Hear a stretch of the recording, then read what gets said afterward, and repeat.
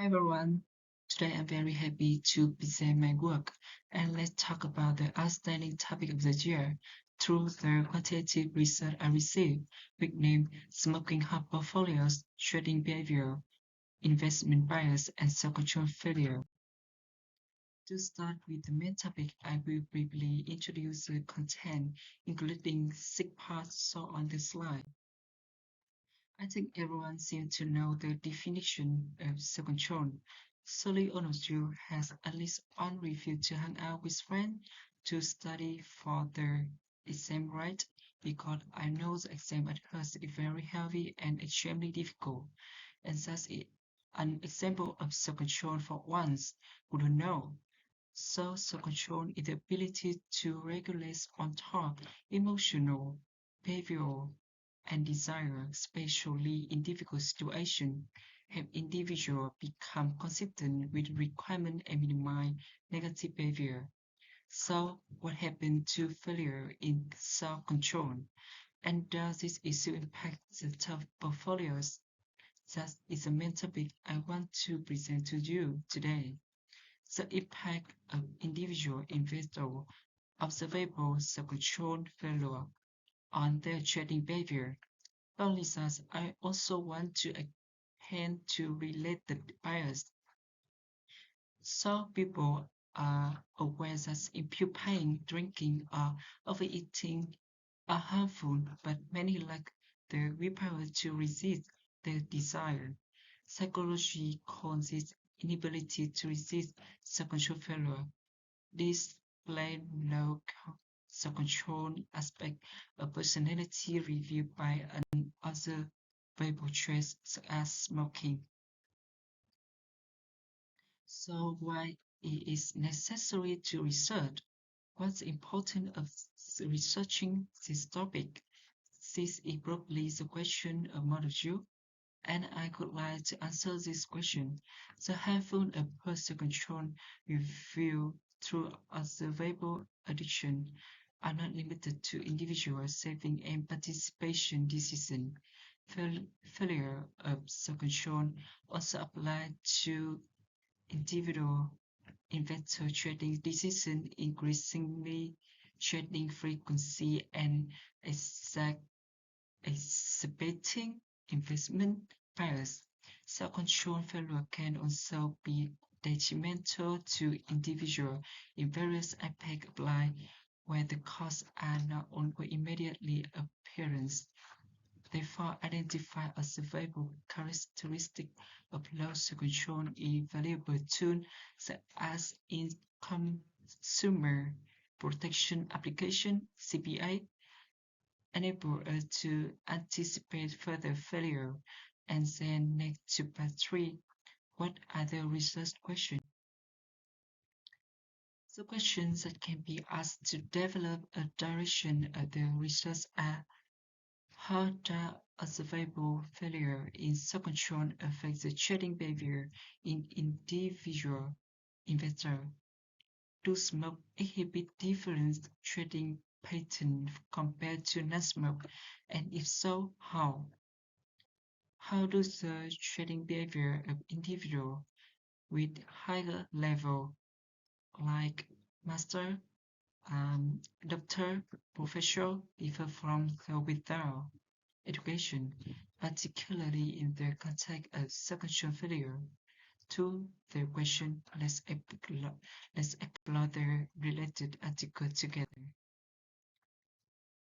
The many previous research and studies show in part 4, after reading the research, I have given some great specific evidence I follow. Research had expanded the literature on effect of time, inconsistent behavior, and self-control failure, like Futenberg and Levine. In 2012, Taylor and C. Friends in 1981, Stroud in 1955, by showing that self-control failure also influenced trading decisions. The result suggests that self-control failure is greater when combined with existing behavior bias. Extends the literature on consistent behavior, which has many been applied in the context of saving decision. A Glock um, of Chompak et al. In 2017, Rapin and Delaware in 1999, Leishman et al. In 1998.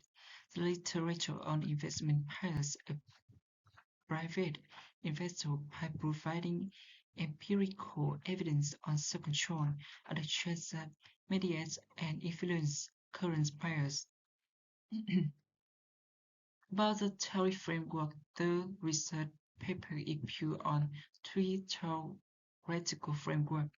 First, from the theoretical point of view, individuals with lower self-control should be more responsive to saving device. Authorize that smoke exhibit a significant higher probability of using saving plans, whereas 26% of all clients use saving plans.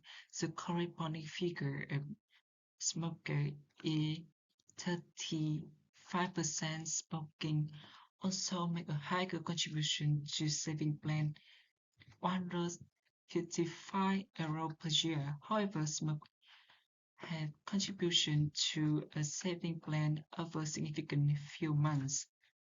Second is a theory called of self-control and saving decision of Lyson et al. In 1998, so that hyperbolic consumers who are associated with low self-control should be more responsive to saving device. We also follow from the model of Gieber and Cossesi in 2001. The uses of certified is particularly beneficial of investors with low self-control and result in life-saving and well-phase effect.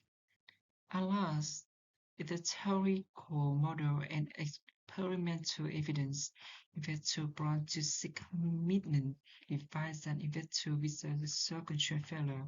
But besides that, there are many limitations and shortcomings that we may have overlooked and find out in passing.